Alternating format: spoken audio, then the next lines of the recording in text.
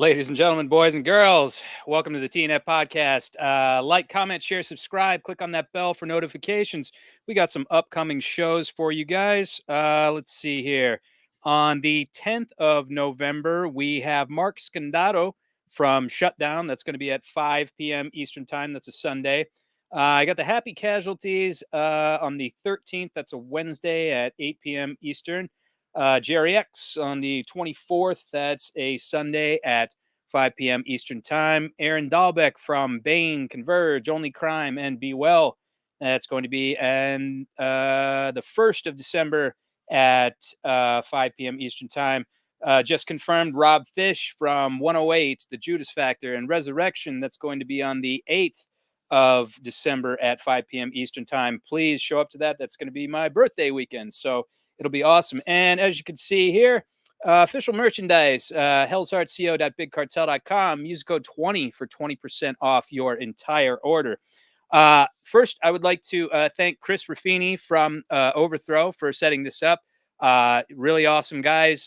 Chris and Anthony came on this show a few months ago. I think about 2 months ago. And now I got to use their awesome single, Anywhere But Here, as the intro and the outro for the show. So if you are a fan of awesome hardcore music, go and check that out on whatever streaming platforms you have, Spotify, YouTube Music, what have you. So yes, my next guest today, I actually had the pleasure of seeing my very first hardcore show when I was about 17 years old. I want to say it was in 1999. I'm pretty sure that was the year. And it was with Stretch Armstrong and Nora. And that was in Winston-Salem, North Carolina. And that was my first exposure live to any hardcore band.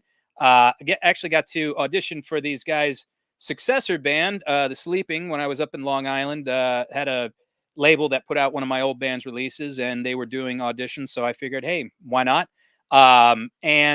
Really, really honored to have this guy on the show today. They just played at Furnace Fest here recently, and it looked like it was an awesome show. I wish I could have been there. But based on the videos, it looked like it was pretty awesome. So, ladies and gentlemen, without further ado, Chris Tzompanakis. What's going on, dude? Hey, how are you? Thanks for having me. Outstanding. And thanks for being here, man. And, like the first question I always typically ask people when they do the show is how they kind of got exposed to music. Was there music playing in the household? Did you play like in a high school band? Did you, have friends that, kind of exposed you to music? And then, how did that kind of seg into playing hardcore and heavy music? Sure. Yeah. So my household was rather musical. My mom actually had wanted to be a singer when she was younger.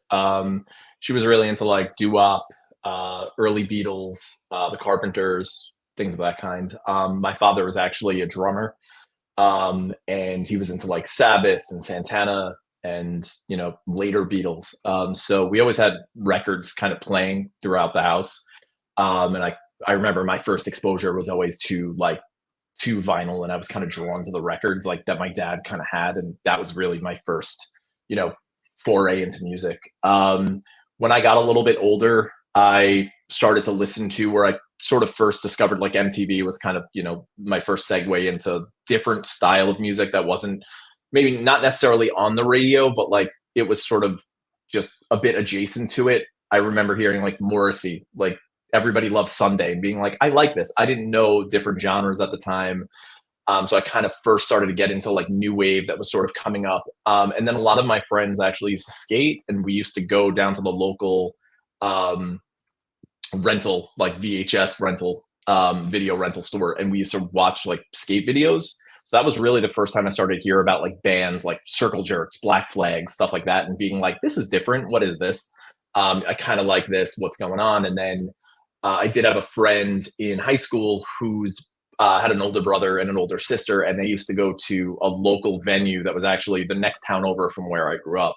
So as I got a little bit older, around 16, I started to kind of make my way over to that venue, and we used to be able to see bands like, Neglect would play, Mind Over Matter was getting big. There was Wheelchair, Loyal to None, stuff like that. So those bands started to kind of get me into like the local community, and hardcore scene that was kind of happening on Long Island. I did play in a high school band, but it was mostly just like Nirvana covers. And then eventually we started to play like a little bit more hardcore. And I think that my very first band that I would consider to be somewhat of a hardcore band actually played a show with the precursor to the Skycamefalling guys. So those were they had a band that was called Suspect 7 at the time, and we shared a bill together, and I eventually met them, and then the bands just kind of merged.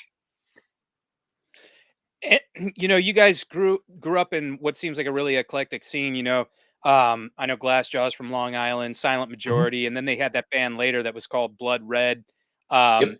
Um, what kind of sets Long Island apart from other scenes, I guess, in the country? Like, what do you think makes it unique?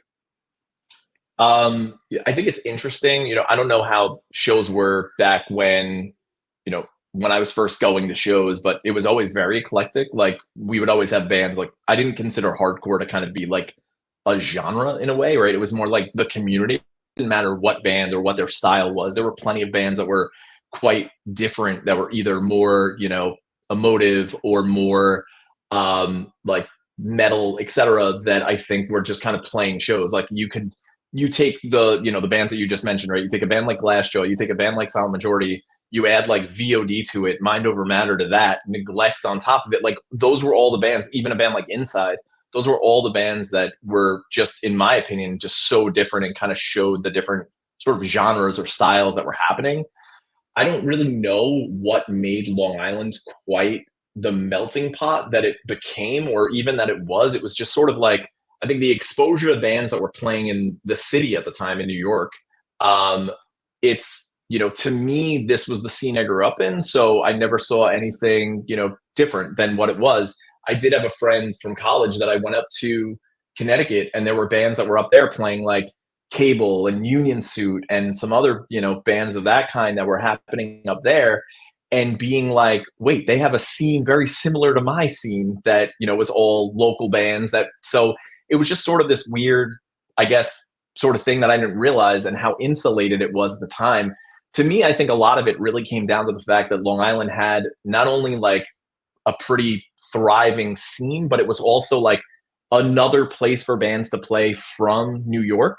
So a band would come to play like CB's and then might end up playing a show on Long Island. And I think a lot of that took, a lot of the people took influence from those bands that would actually come here. There were a lot of kids that I knew back when I was younger, even myself. Like if a band was playing in New York City, I was like, well, I don't really want to go to the city. I was, 15 or 16 years old. It was difficult sometimes to lie to my parents and say, hey, I'm, going to the show, or I'm staying over a friend's house and I catch a train to the city. But at the end of the day, I think it kind of is what made it, Long Island is a Long Island, right? So the fact that it's end to end, nearly 2 hours, I think a lot of it comes down to the fact that there were bands that were popping up in these little pockets in very rural towns out east, and were, influenced by some of the other bands that, it just, in my opinion, just kind of evolved, right? Like everybody's kind of influencing everyone else. And I think that when you really do look at the scene, and you could kind of see that evolution of bands kind of growing and influencing each other as it kind of, got bigger at the time.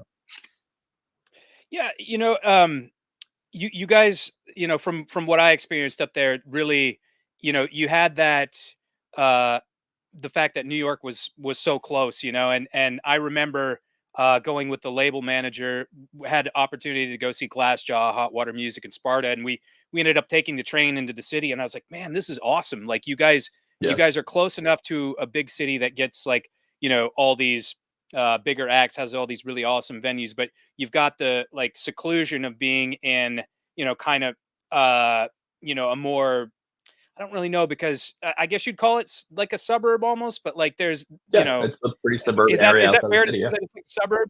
Yeah. Yep. Yeah. Absolutely.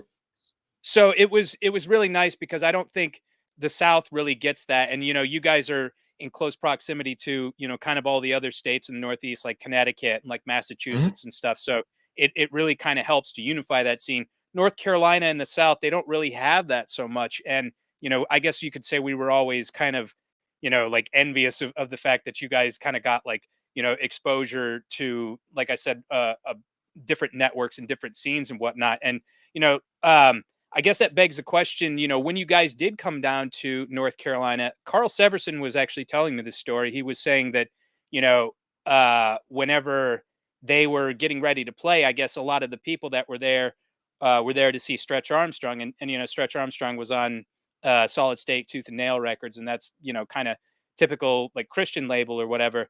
And he said that a lot of Yep. the people walked out whenever Nora started playing. So I don't remember specifically. Did Sky Came Falling experience the same thing?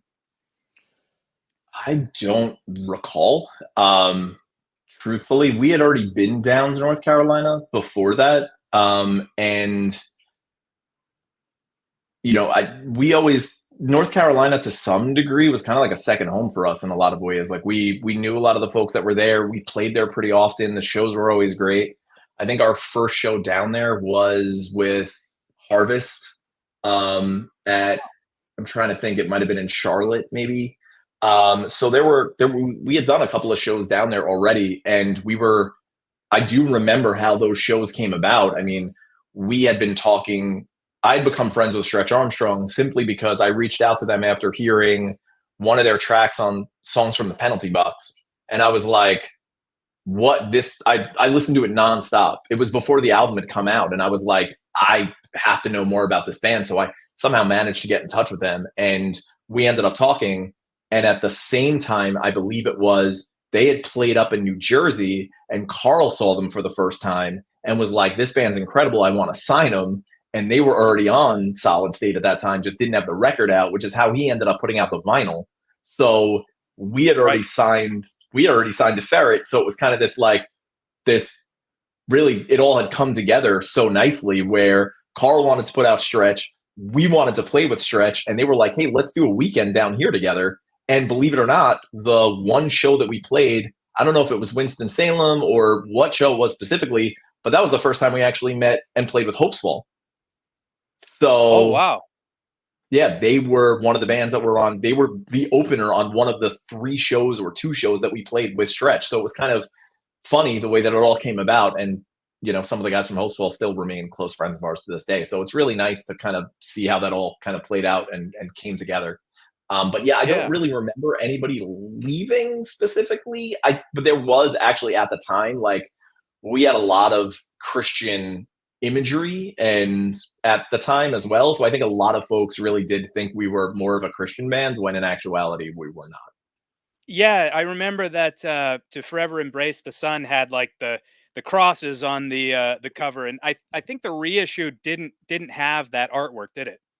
No, so the reissue on Ferret did not. The reissue on vinyl was the exact copy, with the exception of the fact that we just made a bigger booklet and kind of like added some older photos. But there was on the inside, there were like crosses. We actually had stolen that. All that imagery was from a book called Alaska. And it was just some photographer that had taken these photos, and I believe it was Cameron, our guitar player, and Andrew, who is Cameron's brother, who designed it. They had that book, or their mom had that book in their, you know, on their shelf in the library, and we took it, and we were like, as we were looking for something that would work really well with the title, we decided to just, you know, take those images. So illegally, obviously, but at the time, you know, who would have thought Punk that rock, anybody would hardcore actually, style.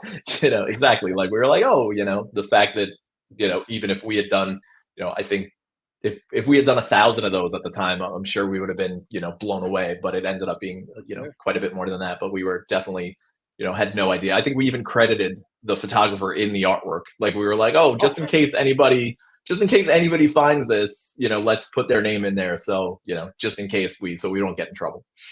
Sure. Yeah. Good artist borrow, great artist steal. You know, I embrace it, man. I love it. So you know, with the whole "To Forever Embrace the Sun," that was released by Good Life Recordings. I remember that, and Yeah. you know, Good Life back in the day, they had an amazing roster. You know, and you know, how did that whole connection kind of come about? Because you know, this was like, I guess, in the infancy of the internet. You know, because like, I guess late '90s, like the internet still kind of would have been like, you know, up, you know, not to the degree where it is now, or to where you can just go on to any, you know, streaming music service and just find something. So you know, how Yeah. did that come about? Did somebody see you, or how did that work? So I used to be when I was in college, I went to college in Rhode Island, and we had like a computer lab, and I would go to the computer lab and I would go on Vic Chat, which was, I don't know if you remember or had any exposure to it, but it was basically Victory Records chat room at the time. So Oh, when okay. chat rooms are like a big thing. And I ended up meeting some of the guys from South Florida who were in a band called N Acre Lost, which eventually became Poison the Well. Oh, So wow. I used to chat with those guys pretty regularly. And we also were heavily influenced by bands like, we were really into bands like Culture and Morning Again and Strong Arm. Like those were some of the bands that were early influences for us. So I believe it was Andrew, our Cameron's brother, who had gone up to Hellfest the first year, and he brought back a demo of a band called Bird of Ill Omen. And we contacted the label who had, was saying they were putting out a record for Bird, which was Eulogy. And Eulogy was run by John Wiley, who was the guitar player for Morning Again. So we had sent demos down, we had sent demos to John. We were like, hey, you guys should come up here. We should play shows together. Let's play some shows with Bird, etc. John had, and Eulogy, well, Morning Again had put out records with Good Life, and we had already sent demos to Good Life, etc. Somehow, my memory is a little fuzzy on this, but somehow through John, we ended up connecting with Ed from Good Life, and Ed agreed to put out our first EP, which back then is still wild to me, right? Like we were a very small band with just a demo out from Long Island that really, didn't play out or, hadn't toured, hadn't really established any bigger fan base, etc. So it was pretty crazy to us that Ed was interested in doing that. And still to this day, I'm somewhat humbled, by the fact that he took a chance on us at that time. Our relationship unfortunately kind of soured not long after that, but at the end of the day, I do have a lot of, respect and for him, for taking a chance on us, and we owe him a lot. I remember Cameron telling me something about how you guys went over to Europe and there were all sorts of Skycamefalling shirts that you guys had not authorized and were kind of like, what the hell is this? And was that kind of, you mentioned that it soured. Was that kind of part of the reason that the whole, relationship went south? Yeah, it was just sort of, I number one, I do want to, preface it by saying like we were all young and I don't necessarily know if we really appreciated everything that Ed had done for us, right? Like I mentioned, he took a shot on a small band that really had no clue what they were doing. And he was willing to invest his money, and that is something that I think, generally, we owe him a lot, for that.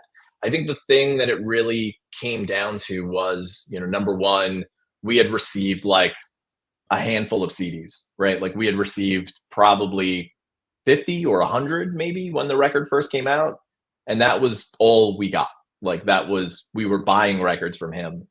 But we had no Wow. clue. We didn't know, how many he was selling. Obviously, with him being overseas, yes, he did do a shirt. I think I ended up getting one. He did the record on vinyl, which I think we got 5 or maybe 10 at most. Um, Whoa. so it wasn't, again, like we didn't really know because we were very naive at the time. We didn't really know how a lot of that stuff worked. I think that it, once we kind of started to realize like, okay, our name was getting out there, folks were kind of knowing who we were and recognizing who we were. I really think that, we had agreed to do another record with Ed verbally. And, I think we kind of started to put the pieces together. I think somewhat of the last straw for us was eventually we recognized the fact that the 10-inch had gotten repressed because the record insert was black and white, had flipped from full color to black and white. And that's when we were like, wait, there might be more of these than we actually have realized. And so when Carl from Ferret had approached us about putting out a record with Ferret, who was one of our favorite labels at the time because of bands like Disembodied and Converge, etc., we kind of jumped at that opportunity. And I think that once we actually had told Ed, hey, we're going to go with a label from the US, he wasn't pleased with that and really, generally was pretty unhappy. So, we had kind of broken our verbal agreement with him and ended up, moving over to Ferret. You know, Yeah. it's difficult. I do feel like we did mend some fences when we did go over there as the last as right when we broke up, we had finally played one show in Europe, at one of the fests that Good Life had done, and I do feel like we kind of were able to sort of let bygones be bygones at that point. But yeah, it was both you know humbling and a learning experience, but also disheartening at the same time. Sure. But I think that's part of being young and not really knowing specifically what it takes to look out for things like that might be happening. Yeah, absolutely. And, you know, I guess that kind of begs the question for younger bands that are kind of, coming up, in the ranks of the hardcore or whatever music scene, hardcore typically there are, sometimes like you say, verbal agreements and whatnot. Do you feel that it's more behoove a band to enter into some sort of written contract just for the safety of both parties? I think it's difficult to say. I think that there's plenty of labels out there and plenty of young bands that can still do verbal agreements to this day, and folks that I genuinely do believe have their heart in the right places and really want to see a band do well and do right by them. I also think that it comes back to the same thing with a label, right? You've got a label that if they're willing to invest some money in you, you've seen plenty of bands that have been like, hey, you know what, we just broke up, and things like that happen. I mean, I ran my own label for a while. I know that these are the types of things that do happen. When bands are young and bands are forming and things are kind of first coming together, it's difficult. So I do think that there certainly are some labels out there and other folks that kind of truly are doing this as a labor of love and really want to see a band grow and thrive and do well, even if that means that they're either not going to make money or break even or something along those lines. There's plenty of like great labels out there that are just all about that. And then Yeah, certainly there's other labels that we all know, right? Like bands, labels like Victory, that have consistently signed smaller bands to deals that maybe aren't as artist friendly, and bands yeah, are certainly willing to um plenty of bands that were willing to sort of sign to those labels because they knew that the exposure, etc., would certainly propel them to greater heights. And I think yeah, that that's kind of the fine line. It's a difficult spot. I do certainly and would certainly say that for younger bands, especially in this day and age, if you're signing to a larger label, obviously if it's going to be a contract, make sure you have somebody reviewing it. you know sure. a lot of bands with the enthusiasm that they have at that time are just like, where do I need to sign, right? And I don't think a Yeah, lot of folks realize like what you're truly getting into. I mean, we've seen this time and time again, from even huge artists that have been screwed over by the deals that they've signed in the past. So, yeah, it's not to say that every small band is going to blow up into something big, but certainly when it does, or if they do, it definitely turns out to be a sticking point that truly can, really handicap a band. And we've seen this time and time again. I think reading, I don't know if you read that book, Sellout, um, that had come out. It's actually a fantastic book to just realize the bands that had signed with major labels at the time and what sort of had happened to them, and just their genuine, their stories of, kind of, bands like Jimmy Eat World, bands like My Chemical Romance, bands like Thursday, etc., like had all signed some pretty big deals. And, yeah, to kind of see where they ended up in the corporate machine of it all. Some which came out the other side and some which didn't, so yeah, it truly is something that I think can, um, I think a lot of us would probably say when you could take when it stops being fun and it becomes more business, it's a totally different thing, right? Everything yeah, changes. When you stop worrying about, or you have to start worrying about, hey, I'm a full-time band and the money that I'm making tonight is either what's going to get us to the next show or what's going to be able to give us enough money to go get food at the end of the night. Like that's some stuff that it really starts kind of messing with you. And I think that yeah. years of doing that grind, and really coming up empty certainly takes a huge toll on a band. Yeah, absolutely. You're just wrought with anxiety. It would be so much easier to just be like, we've got this guarantee for playing this show, or we're going to get X amount of money. And, to kind of harken back to what you were saying about, signing to like major labels and whatnot. I used to work for Warner Brothers, and I remember that, they brought this one band in there.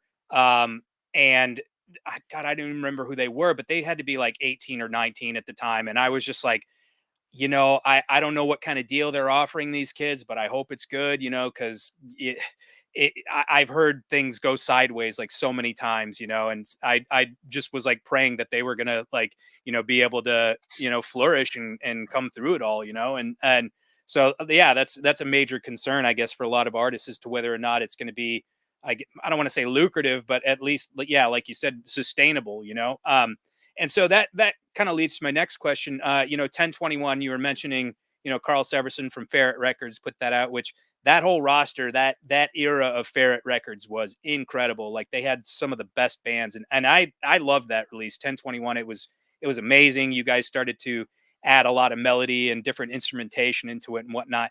And correct me if I'm mistaken, but the title 1021, isn't it? It's referring to like somebody's family member passing away. Am I correct about that? No, so actually, there was.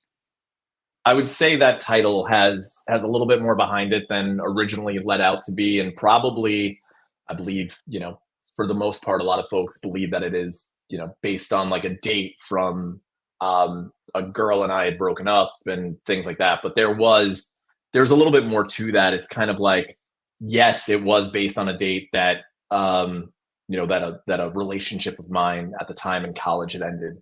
But really, this date for us was a situation where when Matt, actually our original bass player, was no longer in the band, we did part with him in, not the best terms at the time.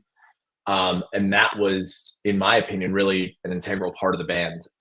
He had written a lot of the material for 1021 with us.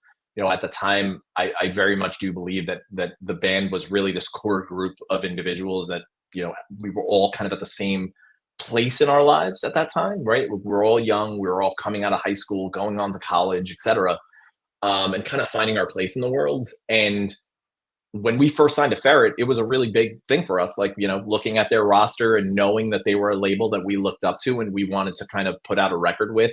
And not only wanted it to be a great record, and had kind of started to play with some of, like, more melody and just kind of going off in a little bit of a different direction than the original EP. When we first lost Matt and we were having difficulty recording and things of that kind, that record was originally supposed to be called Porcelain Heart Promises, which was one of the tracks on that record. We switched it to 1021 simply because of the fact that at the time when we were all talking about it, we realized that date really signified a sort of an impasse for us, right? It was either we could just break up and finish and not do the record and just be done with it, or we could actually kind of try to pick ourselves up and really find our footing again and start to get back out there and, really establish ourselves all over again. And that's the direction we chose. And at that point, that's when we retitled the record to be 1021 because of that significance that date had for us. Okay. I remember one of the tracks on there was Laura Palmer, and I knew nothing about Twin Peaks at the time. And I remember that I think Cameron was saying it was the name of somebody's grandmother or something like that. No, And I was, absolutely not. yeah, I was like, they were just yanking my chain. And I was like, Yeah, in 100%. retrospect, I was like, oh, these guys were fucking with me. I had no idea, So Yeah. that's funny. And so, like as far as touring on that record is concerned, were you, what ensued after that? Did you do like a nationwide tour? Did you go to Europe on that one? And I guess my question would be like, what's your most interesting tour story, whether it's on that record or at all? So once we put out 1021, we actually made the commitment that we were going to be a full-time band, and we toured 9 months out of the year for, I believe it was 3 years straight on that record. So that was kind of our goal, was just to stay out as much as possible. I think the only thing that we came to realize was when you're out on the road that much and you're grinding that much, number one, you don't have a whole lot of time to put together any new material, which is, kind of what made things difficult in the end. But, it really also was a different era for bands. And I say that in the sense of like, there were pockets of really good scenes and really great places. Like, as you mentioned, and we were talking, a little earlier, is like when you when you're on the East Coast, as an example, right? Everything's within like a 5 hour. I can be in Boston in 5 hours. I can play Connecticut. I can play Philly. I can play. I could play so many different cities. I could play New Jersey. I could play New York City, etc. When you go down further, you still had really great shows along the East Coast. But when you actually start to make it west, you realize, those drives get significantly longer. And then on top of it, a lot of those scenes were much smaller than we were used to. So some of the money that we were making at that time, was either door money, and folks, we were getting, a small, amount from kids coming to the show, or just a small amount of money that we were making from kids buying merch.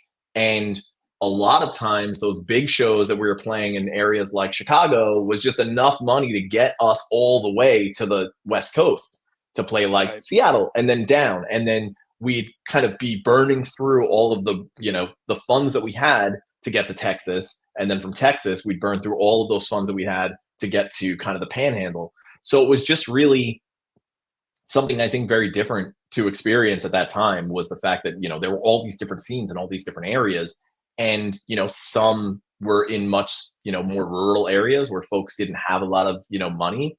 And then a lot of times, we were talking to kids that just had enough money to get into the show, so you're almost like, you know, again, the fact that they were there with us was so, important and so meaningful for us. But at the same time, that's what we survived on at that time, right? We survived on the money we made in merch, to just kind of continue to stay out there. So I think it became really difficult over the years, especially 3 years of doing the same thing and that same touring cycle.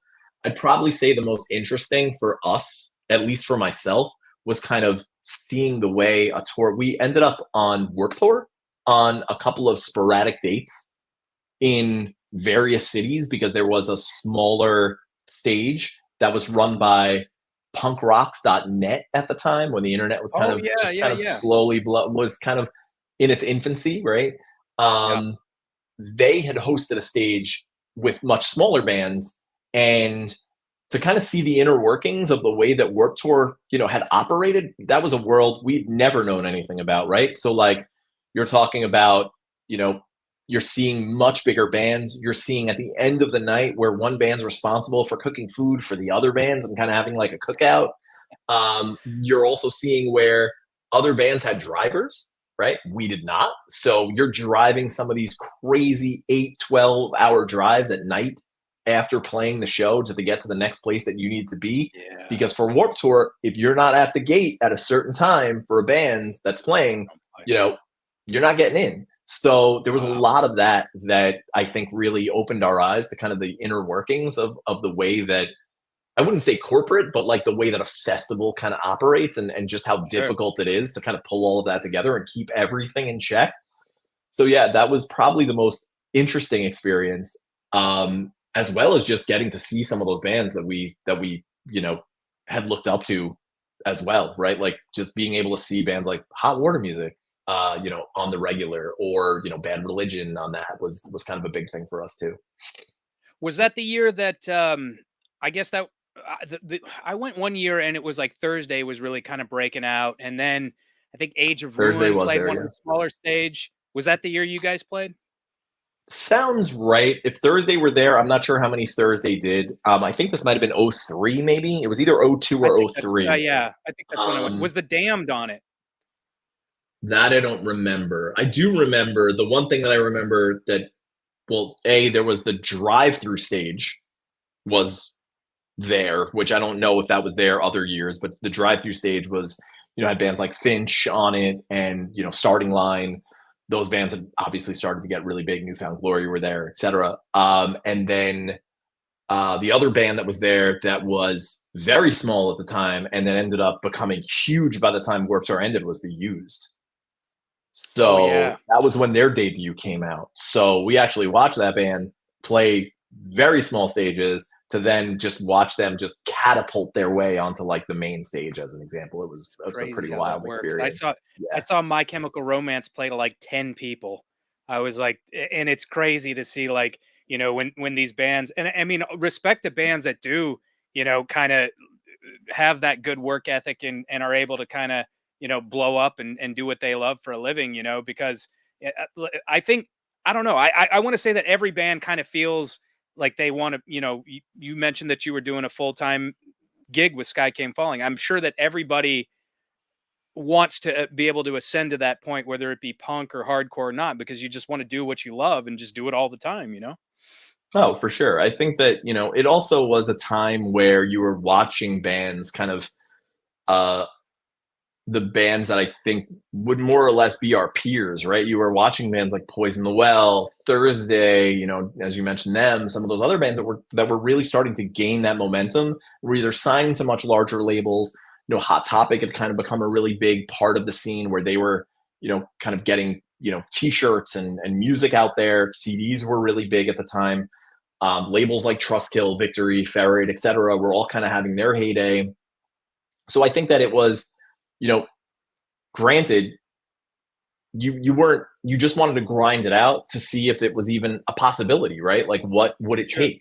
You mentioned My Chem. Like, somebody had just sent me a flyer not long ago, and it was like My Chem, Hopesfall, and us on Long Island, right? My Chem is playing like way down at the bottom.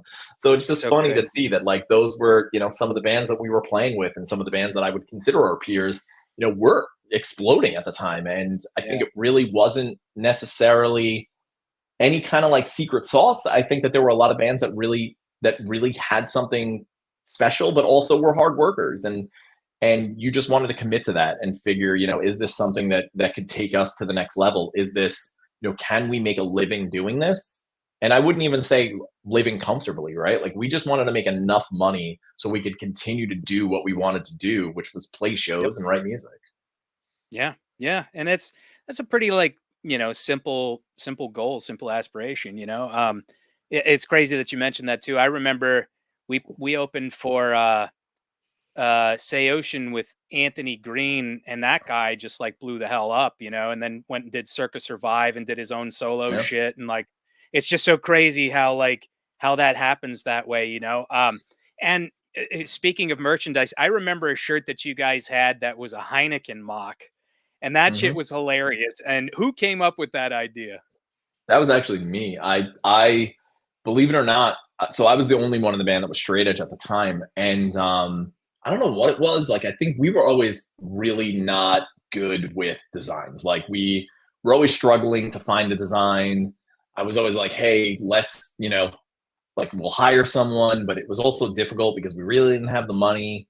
And, so it was like one of these situations where we were looking for something. I think, our first shirt, which is the baseball shirt, I don't know if you've ever seen it. It's just like script Yeah, I logo, remember that was shit. stolen from like Cameron's, a police athletic league shirt from the town that he grew up in. Like, we were just like, what, like, I don't think we were making shirts that were, a lot of bands make shirts that you can kind of tell, like, oh, that the genre of the band by looking at the shirt, by looking at the Right. design. And we were always just a little bit off base with that. Like, some of it most likely had to do with the fact that we really just didn't have that artistic vision of like what we were looking for, and how to really articulate it to a designer. So when we were looking to do something, I was like, hey, why don't we just steal this? And if I don't know if the bottle cap came first, because we definitely stole the logo for a bottle, for like the bottle cap logo for a Yeah. pin. And then I think after that we decided to do the shirt. The And I shirt. don't know if you saw or you heard, there is definitely some lore to that, which is we ended up getting sued by Heineken's attorneys, Oh, I did not for know that that. shirt. Yeah. Oh, So wow. we So put they that just gave up you a cease and in, desist? yeah, they actually gave us a cease and desist and sued us for $10,000. We ended up settling for $1,000 by just being like, hey, we did not press many of these. We only sold a few of them, like a handful of them. Would you be willing to, reduce whatever? And they were like, yeah, fine, just stop making this. But we were Yeah. also dumb and very naive, because our first online store, we put it up as the Heineken shirt. So anybody that was searching for the word Heineken, which trademark attorneys are at the time, came across Oh, that and were yeah. like, no, enough. Yeah. And that's I when we stopped making that one. I had that happen here recently. I was doing a shirt for HR, a benefit shirt when he was having some health problems, and I, just I was like, who's going to see this? I did like the Bad Brains logo. Sure enough, a few weeks later, get a cease and desist. Did you press any of these shirts? I was like, nope, I didn't do any of them. I'm taking it down. Sorry, bye. And I got off easy. I did not know that you guys got in trouble for that shirt. That's Yeah, crazy. yeah. Us and Merch Direct, who were the printers of our shirt at the time. But yeah, Oh, they were wow. the ones that hosted our online store. They came after the both of us. But yeah, it was, we tried, we were like, hey, we're all big Heineken fans, like, trying to really just soften the blow a little bit and see if they would like be, a little bit more willing to work with us. But yeah, they were Sure. pretty much just like, yeah, stop and, give us your, I believe it was something along the, like, they were looking for numbers, like, how many of these did you sell, et cetera. And, at the time Right. there really wasn't on demand printing. Like that didn't really exist, at least not to my knowledge, did it? Wow. Yeah. Yeah. Wow. That's crazy. And I definitely had that shirt, and I gave it to a friend of mine who actually passed away recently. And yeah, I have fond memories of it because it was bright green. I was like that, Yeah. like you said, not typical of a band that would be like in a heavy genre. It's kind of nebulous. Like, what kind of a band is this? Who knows? Yeah, yeah, we were always a little bit off base with our designs, and like a lot of times people will come to us and they'll be like, "Hey, do you guys have any older designs that you want? You would allow us to like license or reprint or whatever." And I'm just like, "Look, like we didn't really. Our designs were not great. Like I'm not gonna lie there. It was definitely a struggle anytime, and Stephen, still even to this day, I think it's difficult, right? Like, does it resonate with people? Do people like it? That type of thing. I think it Yeah. definitely makes things difficult for us. That's great. Now, okay, so then you guys did you had that two-song like self-titled release, and I remember hearing, and I couldn't even believe it was the same band. I was like, wow, this is Sky Came Falling. I was like, okay, this is interesting. And like, you started to do a little bit of actual like singing and whatnot. And was that kind of your first foray at like non-screaming like vocals? For me, yeah, that was the first time I'd ever. We intended for Cameron to actually sing that and those parts because Cameron was always the one who did the melodic vocals. But in the studio, I don't know if he was unhappy with the way he was sounding. Something had kind of happened, and I was just like, you know what, I'll give it a shot and I'll try and we'll see what happens. I always. It's funny because a lot of folks will always talk about either those two songs or the sleeping sort of being an extension or the band that came after.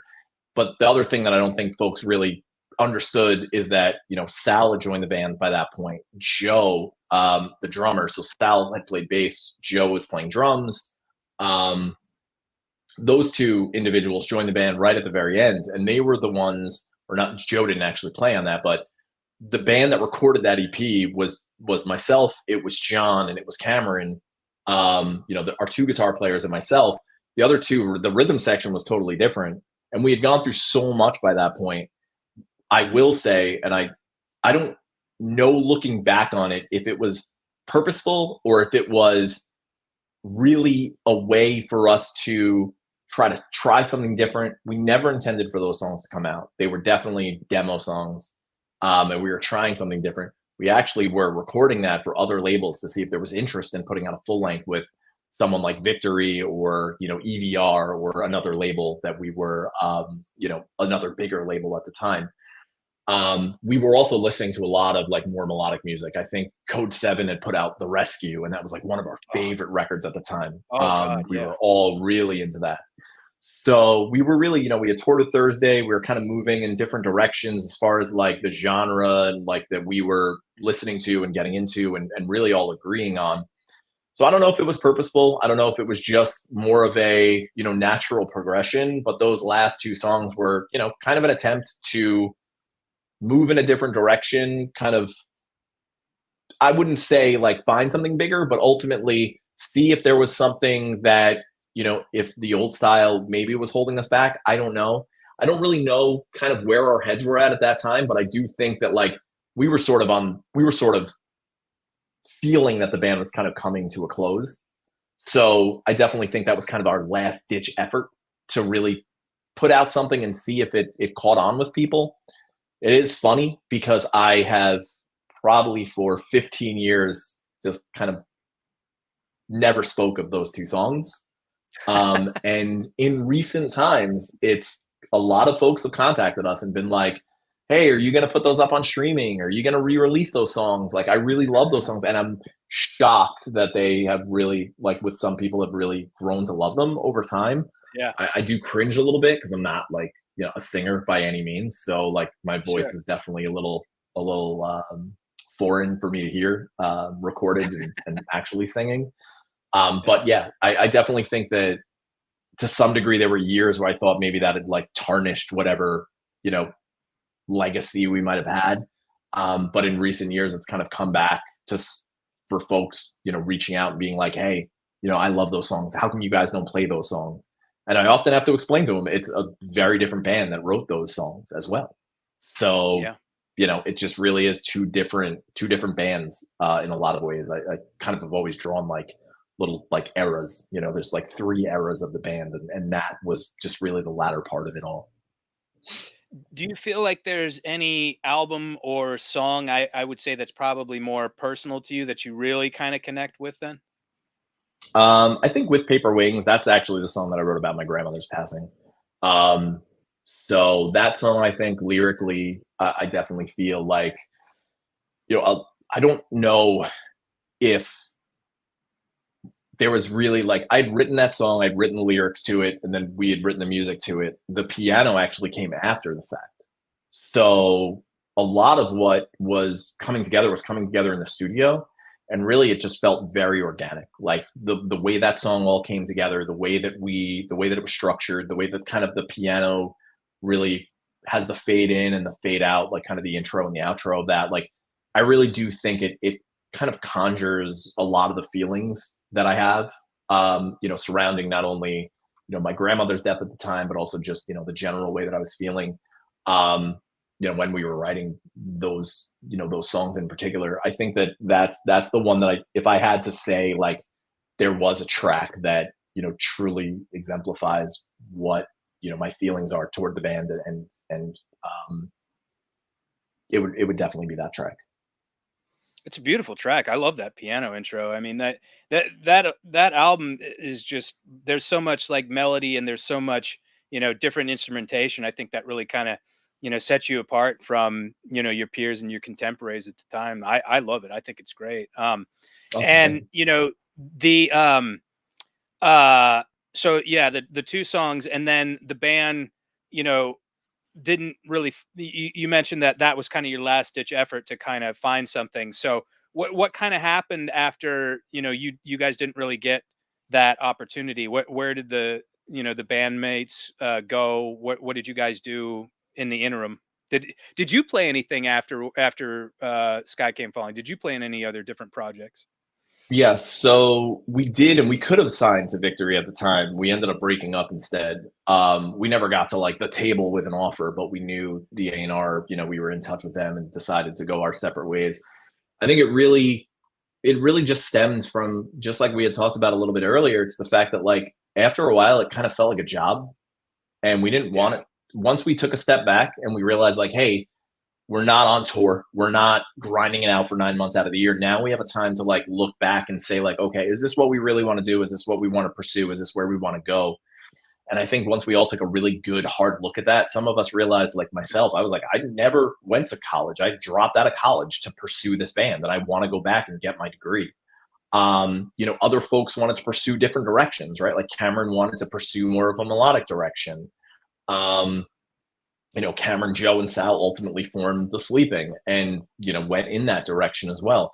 So I think that there was really, our other guitarist, John, like, he wanted to go off and do other things as well. So I think it was really more about like a maturity level, right? Like we just reached a point where we were like, like it really, we really want to go do something else. We want to try something else. We want to explore other areas of our lives. And that's kind of what put, the closure to it. And that's when we decided like, all right, let's actually break up instead of, pursuing anything further.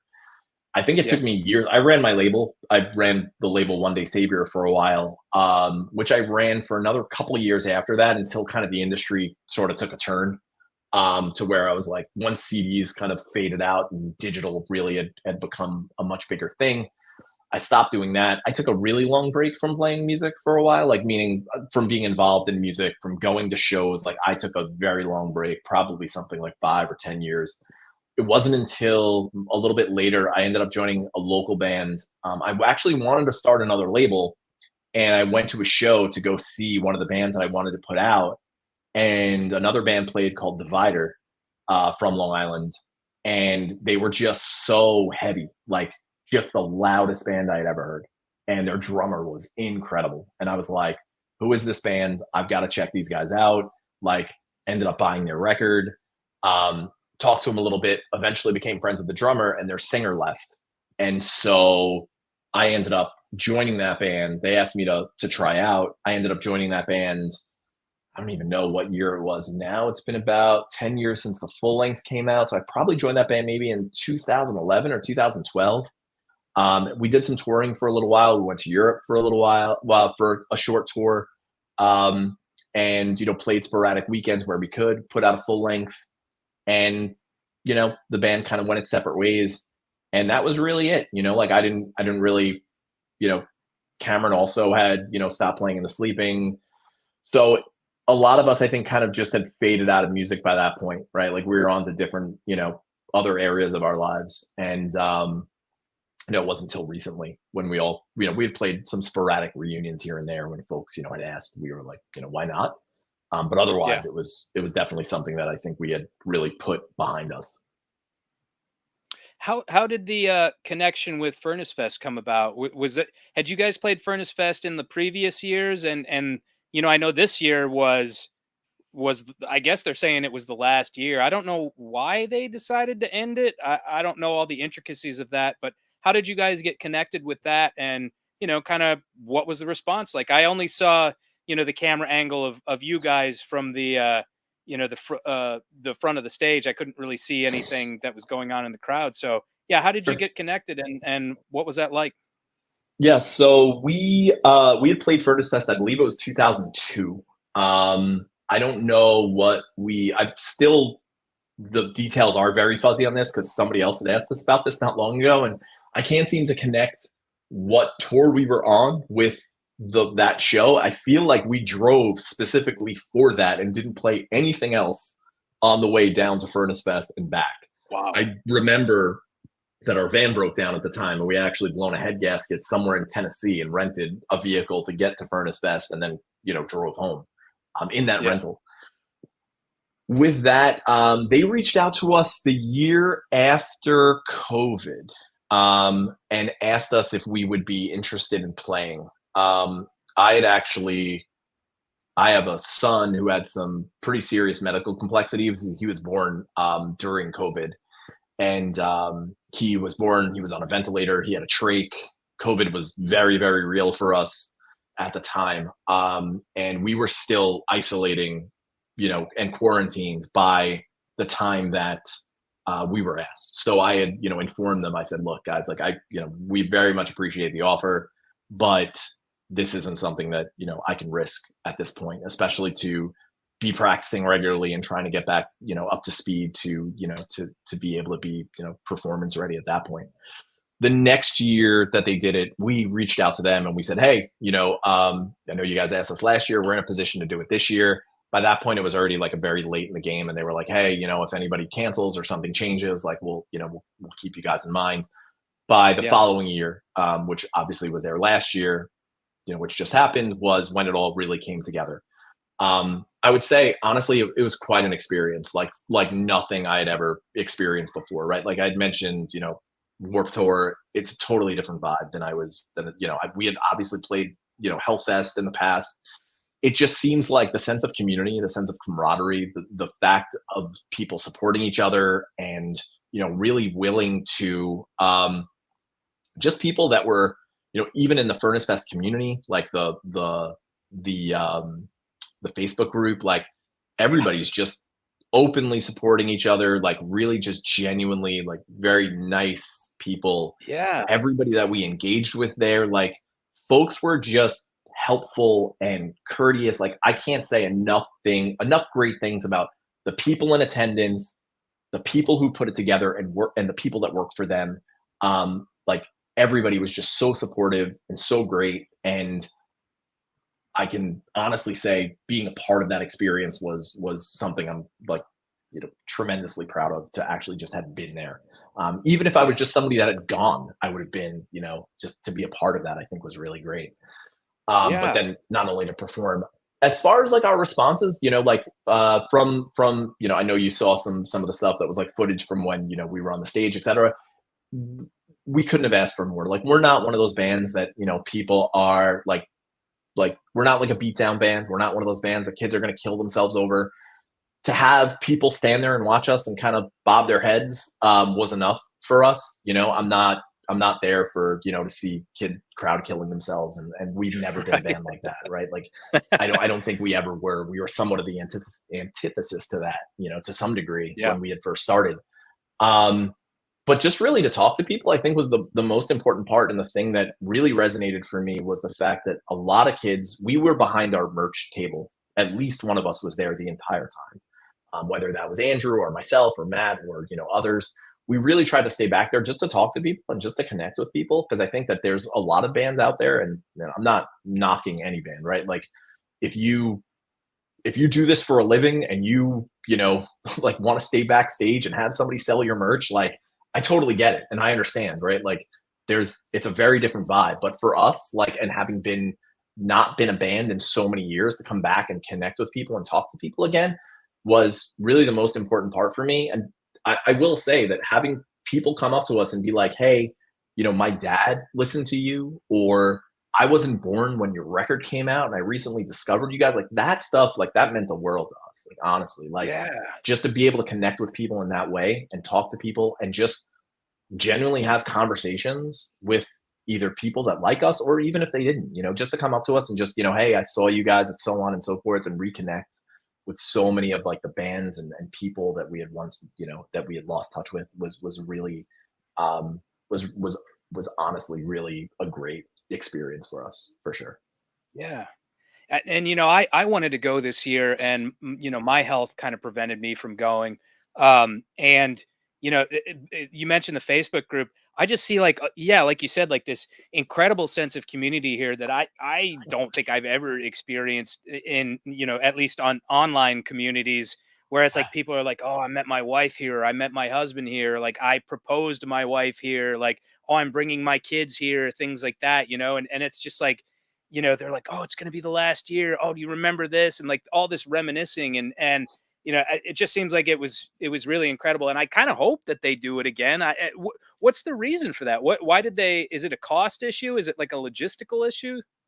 I did listen to a podcast with Chad and Johnny, and I do know that they were saying that the reason that they signed up for this number of years was, if I'm not mistaken, it was the company that ran their tickets. Like, I guess you get a better deal if you sign up for a certain length of time, contractually. So they had committed to that many years. As far as like why they're choosing to end it, that's obviously their decision. And I think Yeah. it takes a lot. They were explaining to on that podcast that there were, I think, several years they didn't make money doing this. And to do something at that scale and to see everything that's involved, as far as like stages, sound, merch, security, the insurance, the liabilities, all of that is just tremendous. And the amount of effort that it takes to do that, to work, for however many months, just to work up to that one weekend and then have it all end, it's almost, yeah, it's difficult, and I get it. I could certainly understand why they why they would choose to end it. I think it's certainly a really, I know it means a lot to people, and I think that certainly, I think a lot of folks would love to see it come back. I would love to see, just like we said, the same sense of community, maybe in a different way, right? Like, maybe if it's just a brand of some kind. But I do genuinely think that it really kind of opened my eyes to that not everybody on the internet is there to be an asshole. You know what I mean? Like, not everybody's there to tear you down. And I think Just go to that's the Reddit. part, That'll you completely know? change. That's the important part. It's like, there's definitely folks that joke around and have, their opinions, and that's totally fine. Everybody's entitled to their opinion. But I think that there's a lot of that where folks just really aren't, we're genuinely not there to like tear others apart, right? I really do feel Yeah. like folks were genuinely wanting to support the smaller bands, the bands that were, younger, and even some of the older bands that were either coming back for this or were continually, doing this. And yeah, I really do hope that it comes back in some semblance of whatever that is, right? If that means that it's a one day Yeah. thing, if that means that it's another festival somewhere else, or even if it's just them hosting different shows in that local area or that scene, I think would be tremendous. Yeah, yeah, I'd love to see it come back. Like I said, it just seemed like that hardcore unity. It's there, it was there. Like, I hope that some festival in the future, if Furnace Fest decides not to come back, recaptures that kind of sense of cohesion and unity. Trivik Ram Tim Cohen says, "Excellent interview. Thank you for attending. I appreciate it. He's always here and supportive, so I think that's awesome." Okay. Yeah, I always like to ask people too, like as far as like what's like a day in the life of Chris like, and kind of what like media are you consuming, if at all? Like, do you watch television? Do you read? Like, what do you got? So I do have a 4-year-old, so I'd say that all of my past hobbies, I used to be really into movies and like really into, like trying to um watch a lot of like if anything was like winning an Oscar as an example, like I really used to like put together like the Oscar list and go down, like even if it were foreign films, I was always trying to like stay up with like that. But having a 4-year-old has made that difficult. I go to bed every night just absolutely exhausted. Um, Mm. I did start Ray Cappo's book recently. I haven't finished it yet. Oh I yeah. did actually just go see Shelter like about a month ago, which was awesome Oh because wow. I'd never seen that band live before. So it was an experience for me. Where I had seen them, but not like to the point that I was like really paying a lot of attention. I've Or never there seen as like an Shelter, and I onlooker. feel like I should. They So I were got the beat. honestly like they were everything that I'd hoped they would be. The Nice. show was it was a little bit of a bigger venue here, so I would have expected the amount of people that were there, which I think was a lot of like the old heads were there, which I expected. Sure. And but their lineup was great, and they sounded great, and they played all the songs that I wanted them to play. And honestly, I was there because Ray is just a he's a very genuine character, right? Like I think that Yeah. the way he speaks and his positivity is really something that always caught me when I was younger. And I feel like Yeah. especially with being involved in New York hardcore, right? And knowing some of the bands that were more like heavy and like, just wanting to have kids like kill each other. They were just such a bright light that, I would always look to. So Yeah. they were great. I've been reading his book. It's been really, interesting. I've been picking it up in like small little doses. I would say, from a TV show perspective, my wife and I have tried I think it's whatever the most recent season of The Bear is. We have not, if it's either 2 or 3, I don't know. Wait, which We've show? not been able to consume it. The Bear, Oh, The Bear. Oh, that's with the yeah, guy that kind of looks like Gene Wilder. yes, we have not been Yeah. able to consume that. And as a like in binge watching things these days is like over. Those days like don't generally happen. So we kind of consume things in small doses. So we've Yeah. recently started that. That's probably been the last thing that we've been able to more or less enjoy together. That's great. Yeah, I mean, I've been told like once you have a child, your whole life changes, and considering the circumstances, I'm glad that you're in a situation where your child is happy and healthy, and Yeah. in itself can just be a blessing. Yeah, no, for sure. I mean, yeah, he's definitely his medical complexities are behind him. We're very fortunate in that sense. I know that I can honestly say that it is something that was very eye opening for me. Being a family of a medically complex child, there's a whole community out there for those folks. I have a lot of friends, and we've made a lot of friends that have children that are in some similar situations, and some that these issues that we're fortunate in the sense that my son grew out of that. There's some families that will always have these types of issues, and my heart goes out to them. And honestly, I have some level of you know I don't even like. I definitely have some aspects that I've been it's been very difficult to get over, like when you have a child that's born with those complexities. So, my heart Sure. definitely goes out to a lot of those folks that deal with this on the day in and day out, for sure. Yeah, yeah, absolutely. So I know there's a few reissues. I noticed that they were doing uh, I believe it was reissue of To Forever Embrace the Sun, and I think there was one also of 1021. And what's kind of the future for Sky Came Falling? Are we going to see new material maybe in the future? What's going So on? yeah, so we do have two songs that were left over from 1021 that we discovered when we reissued the record. We actually did remix and remaster that record, which is kind of how, getting back to those original tapes, we realized there were so many things that we had completely forgotten about that we had recorded at the time. I do think that we'd like to revisit those tracks and see if there's something there, right? Like put some vocals on them and potentially re-record those and see how those fare. We've talked about doing some new material. I think it really is a matter of time and really coming together to put that together. If that does happen, there's definitely been, over the years, we've bounced a lot of ideas off of each other. I do think that the one thing that I often stress to a lot of the guys is, when we were young, we were writing material that many of us were not as good as they are today, right? And I'm not a musician in that sense, right? I'm just a vocalist.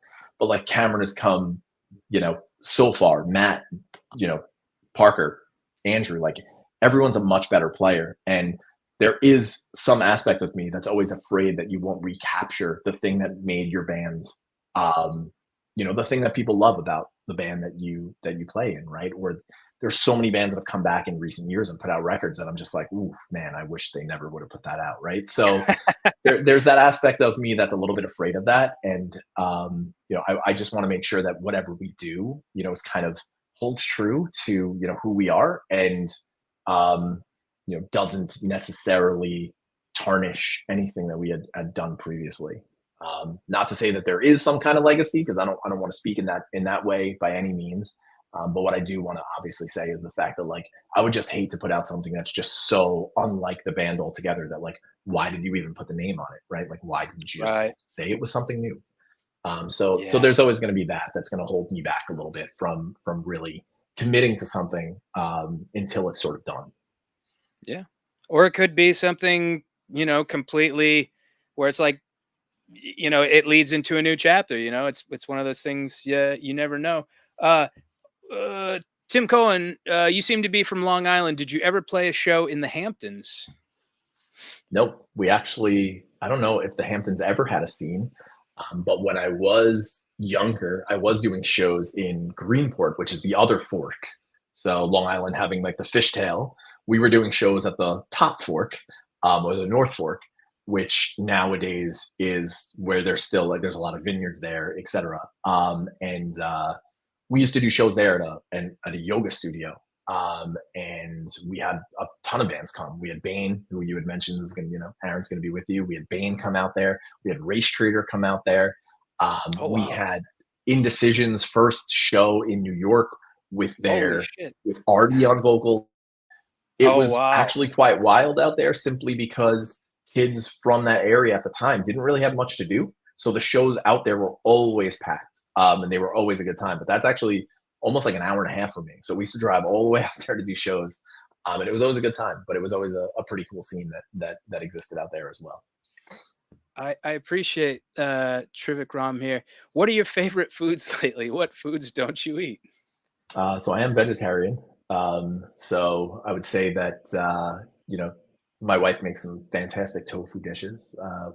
She makes barbecue tofu. That's actually good. She makes really good crispy Ooh, tofu, which I think is difficult to do for folks that do experiment with tofu. We actually make a really good buffalo tempeh taco that I oh, think it's is uh, is awesome, that we found. I think it was like a purple carrot recipe when we were subscribed to, like, one of those subscription services for food. So we oh we wow. had that as well. But yeah, but as far as like what foods don't I eat, I don't. I've since I was 15 years old, I've been vegetarian. I haven't eaten meat since. Wow.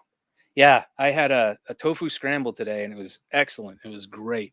Uh, These are very specific questions. What is your preferred amount of sleep each night? I wish I could get 10. I don't think there's been a day in the last 3 years I've gotten more than 6. So, yeah.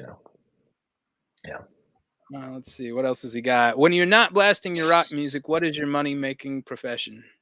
So I am a consultant for a software company. When I say consultant, I'm actually what's called a solution architect. So when folks buy the software from the company that I work for, I'm responsible for the implementation of that software. So it's listening to business requirements, understanding what the business is looking for, either revamping or building out process flows for how they're going to go about doing their business and attempting to kind of streamline that.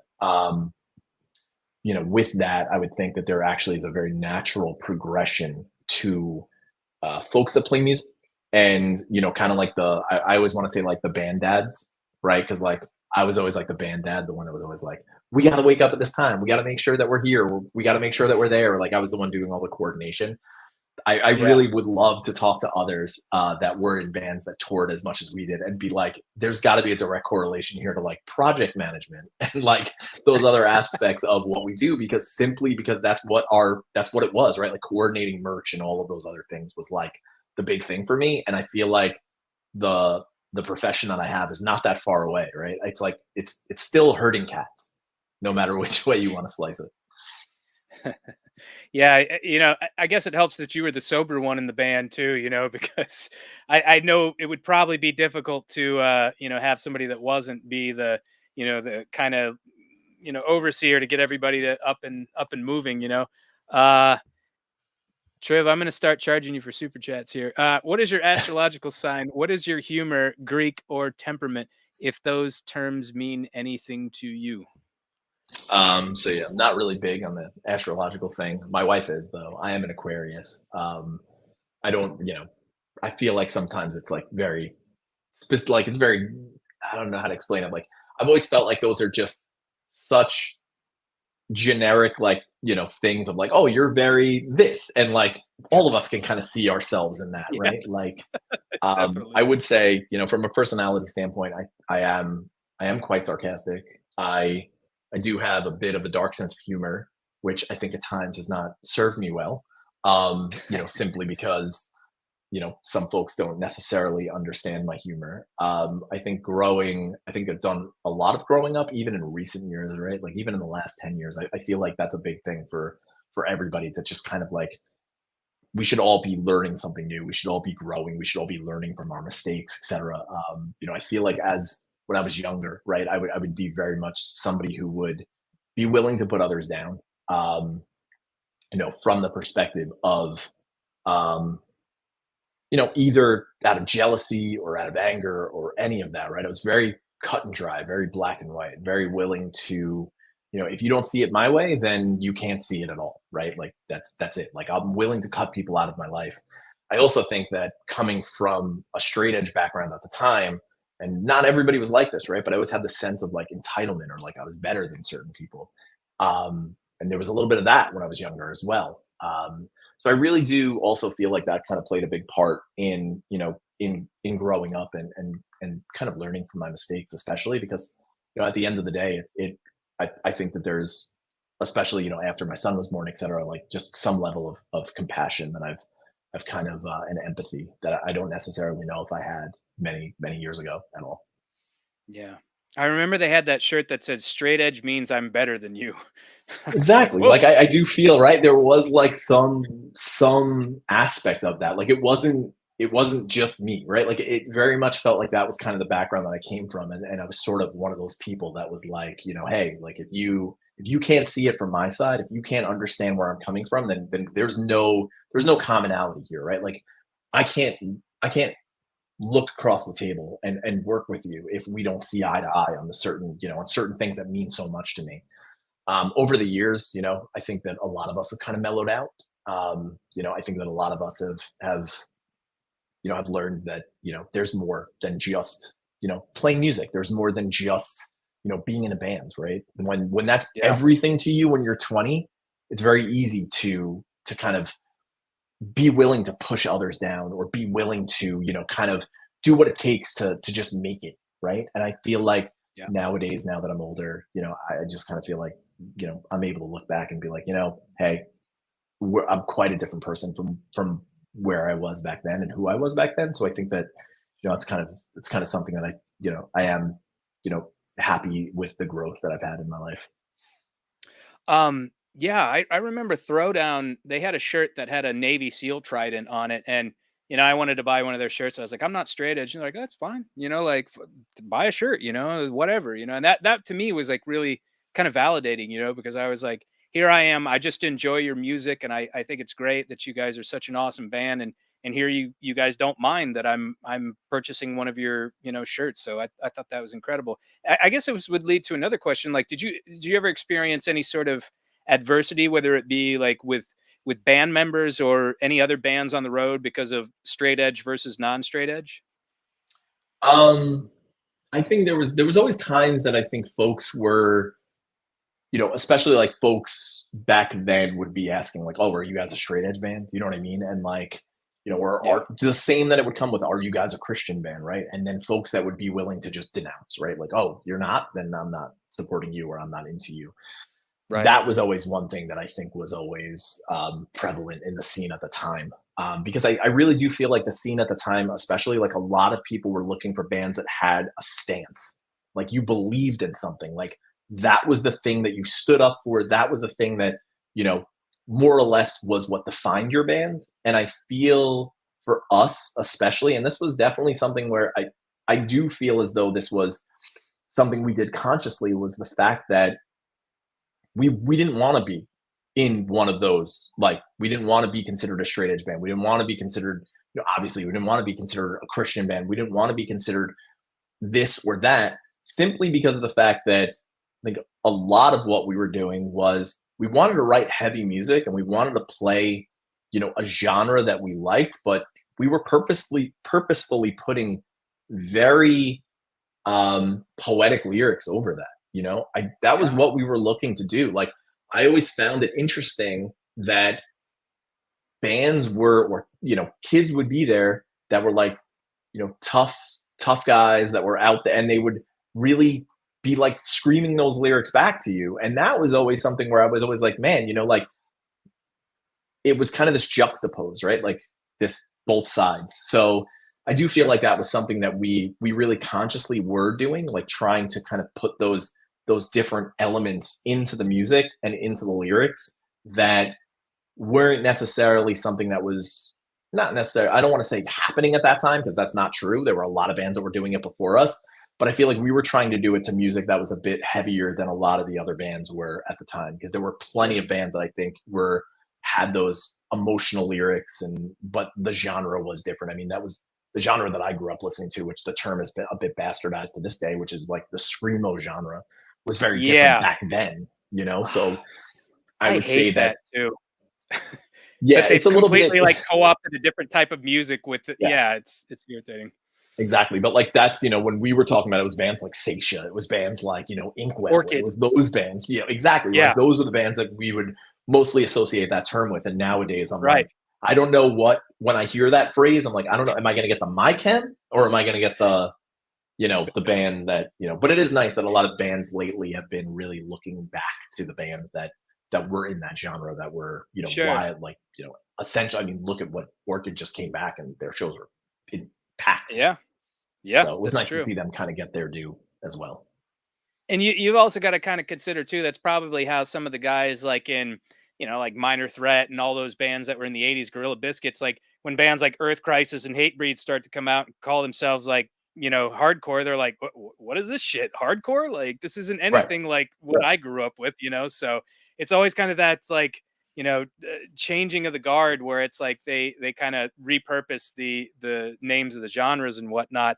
Um, let's see here. Tim Cohen says, what is something new you would like to do before you meet your maker? Something in your future.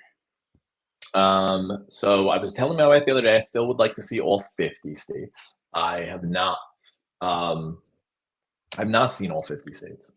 I've not seen North Dakota. I've not seen South Dakota. I've not seen Hawaii, and I've not seen Alaska. Those are the only four I haven't been to, whether or not it was like on tour or just personal travel. So I would say that those that's one of the things I definitely would like to do.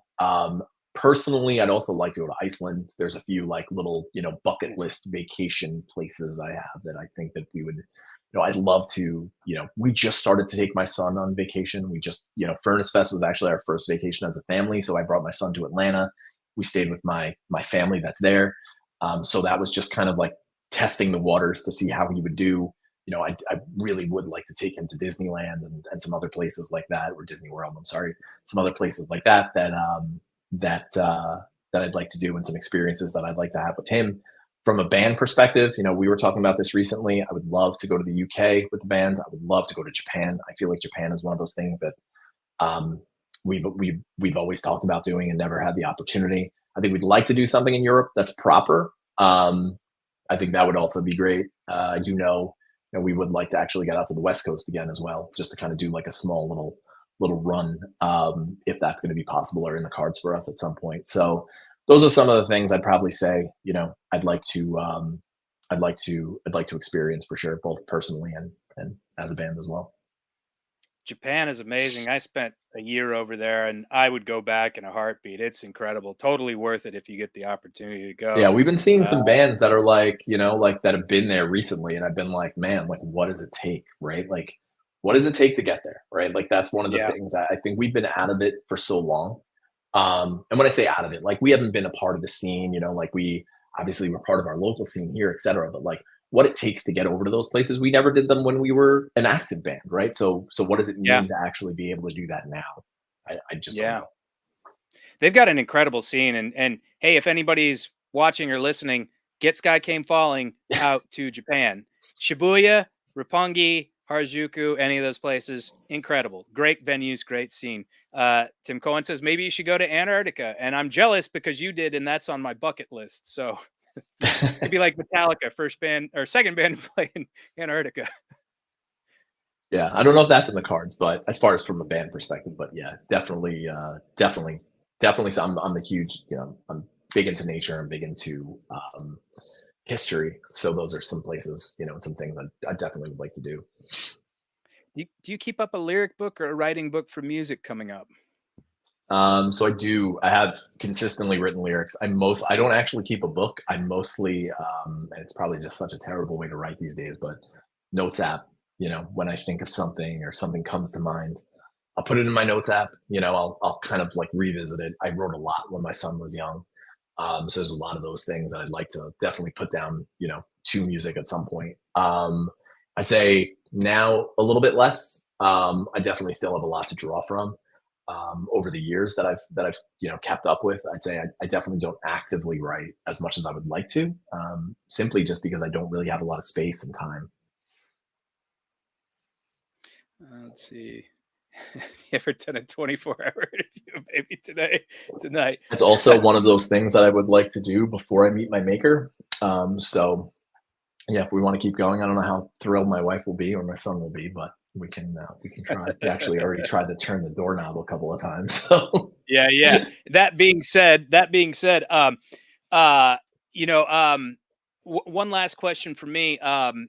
What's one thing that you would say, or one piece of advice that you would like to give to your younger self?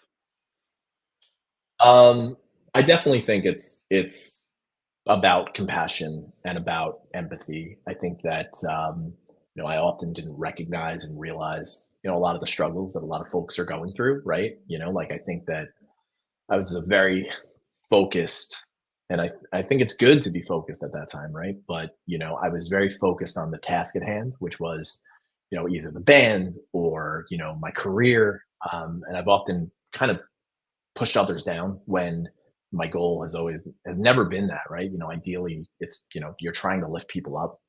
I'd say that Yeah. I was a bit too young to recognize that and understand that. Like I said, my background's kind of taught me to kind of be the individual that I was. I was often very strong-minded and not willing to hear others and not listening. And I really do feel like that's probably one of the areas that looking back, I'm a little bit embarrassed of, in being that way. It's difficult to shake that as you get older as well. Sure. You know, but I really do think that that's something that over these last few years, not only, you know, having my son and connecting with some of the people that we've been able to connect with as a family, but then at the same time, just like we said, like talking about like, you know, Furnace Fest and that community that's out there, right? Like it's kind of really shown me that there are, you know, genuine people out there. I came from a background where, especially I think in New York to some degree as well, like you're always kind of worried that somebody's trying to take advantage of you. You know, you're always kind of like, you know, you're always kind of, you know, got your head kind of looking in both directions, right? Like, you know, is there somebody on the street that's trying to sell me something that wants money from me? That, you know, you kind of learn to desensitize yourself from a lot of that. And I think that that also kind of factored into kind of my personality as well, which is like, you know, you just look past everything, you know, like Yeah. you don't really, you're not able to relate to people. And I think that that has taken me a long time to kind of overcome and to just even recognize it. So I do think that that's, you know, that's something that I really do would probably change if I were able to You go know, back. And I yeah. feel that way, and I didn't grow up in New York, and I don't know if that's like a self-preservation thing or just, you know, a life experience thing, just learning to be cautious and whatnot. But yeah, I feel you, man. I think that's a fantastic piece of advice.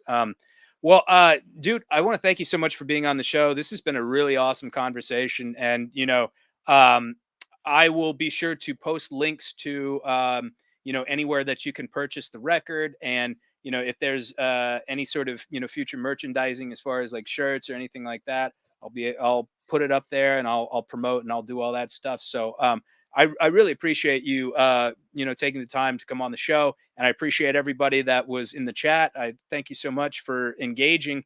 One thing, like I said, I like to do, I like to promote my merchandising brand, Hell's Heart Merch Co. You can go to the website there, hellsheartco.bigcartel.com. Use a code 20 for 20% off your entire order.